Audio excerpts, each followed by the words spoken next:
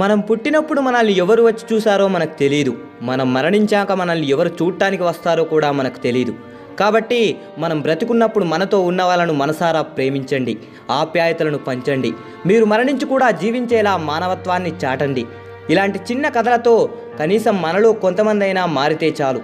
ఇక ఈ చిన్ని కథను వినండి. ఏవండి, మీరు ఈరోజు ఏదో ఒక నిర్ణయం తీసుకోవాల్సిందే.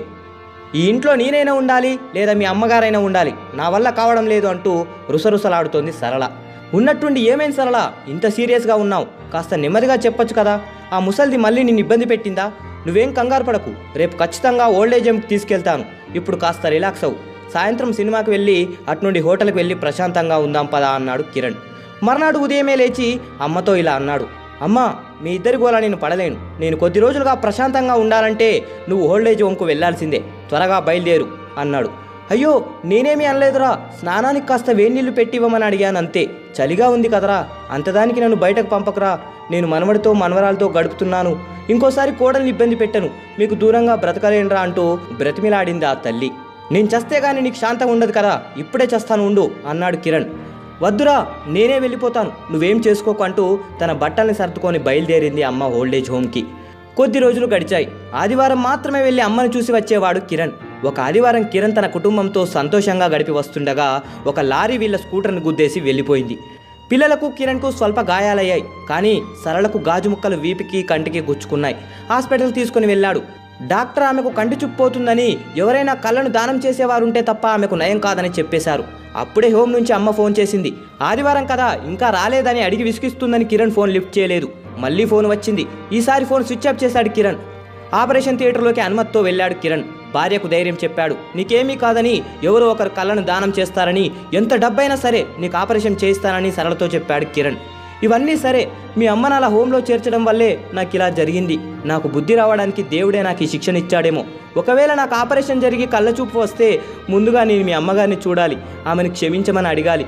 ముందు వెళ్ళి అమ్మను తీసుకొచ్చేయండి అంటూ బోరున ఏడ్చింది సరళ. ఇంతకుముందే అమ్మ ఫోన్ చేసింది. నేను ఫోన్ తీయలేదు, పైగా స్విచ్ ఆఫ్ చేశాను. ఎందుకు ఫోన్ చేసిందో మరి కనుక్కుంటాను. నువ్వు కోరుకున్నట్లుగానే అమ్మను తీసుకొని వస్తానన్నాడు కిరణ్. ఎవరో కళ్ళను దానం చేస్తామని ఫోన్ రాగానే ఆసుపత్రి వల్ల ఆ కళ్ళను సరళకు పెట్టడానికి నిశ్చయించుకొని కిరణ్తో సంప్రదించారు. ఏర్పాట్లు జరగసాగాయి. ఈ సమయంలో హోమ్కు ఫోన్ చేశాడు కిరణ్. అక్కడ సిబ్బంది ఇలా చెప్పారు. నువ్వొక కొడుకువా, నవమాసాలు మోసి కని ఎంతో కష్టపడ్డ తల్లిని అనాథగా వదిలి వెళ్ళావు. ఆదివారం ఆమె ఆరోగ్యం పూర్తిగా క్షీణించింది.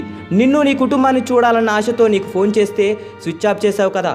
చనిపోతూ నువ్వు వస్తావని తన చూపంతా గుమ్మం వైపే ఉంచి చనిపోయింది నీ తల్లి. ఛీ, నువ్వు ఒక మనిషివేనా అన్నారు వాళ్ళు. అయ్యో, అమ్మ చనిపోయిందా? అమ్మ శరీరం ఇప్పుడు ఎక్కడుందో చెప్పండి అని బోర్న ఏడుస్తూ అడిగాడు కిరణ్. మా హోంలో అనాథలు ఎవరైనా చనిపోతే వారి అవయవాలను దానం చేస్తాం. నీకు చెప్పి చేద్దామని చూసాం, కుదరలేదు. ఇక్కడ దగ్గరలోనే ఒక హాస్పిటల్కి ఆ కళ్ళని ఇచ్చాం. బ్రతికుండగా తల్లిని చూడలేకపోయావు. ఇప్పుడైనా నీ తల్లి కళ్ళను దర్శించుకో, కాస్తైనా నీ పాపం తగ్గుతుంది అని హాస్పిటల్ అడ్రస్ చెప్పారు. ఆ హాస్పిటల్కి పరుగున వెళ్ళాడు. అది తన భార్యను చేర్చిన హాస్పిటలే. కళ్ళను దానం చేసింది తన భార్య సరళకే అని తెలుసుకున్నాడు. అమ్మా అమ్మ అంటూ క్రిందపడి బోరున విలిపించసాగాడు కిరణ్. తను చనిపోయినా మమ్మల్ని చూసుకోవాలన్న ఆశ అమ్మకు పోలేదు. అందుకే మళ్ళీ మా ఇంటికి వచ్చింది. నా అమ్మను బాధపెట్టిన నాకు సాధారణ మరణం రాకూడదు అంటూ సనుగుతూనే ఉండిపోయాడు కిరణ్. ప్రతి ఒక్కరికి కుటుంబం ముఖ్యమే, కానీ తల్లిదండ్రులను నిర్లక్ష్యం చేయకూడదు. పిల్లల్ని హాస్టల్లో చేర్చడం కూడా ఇలాంటి సంఘటనలకు ఒక కారణం కావచ్చు. పసితనంలో పిల్లల్ని పెద్దవారితో ఉండనివ్వాలి. పెద్దవారి అనుభవాలే పిల్లల మంచి నడవడికకు దోహదపడతాయి. దయచేసి మీ ఎదుట ఉన్నవారికి ప్రేమను పంచండి. నచ్చితే ఈ వీడియోని షేర్ చేయండి. జై హింద్.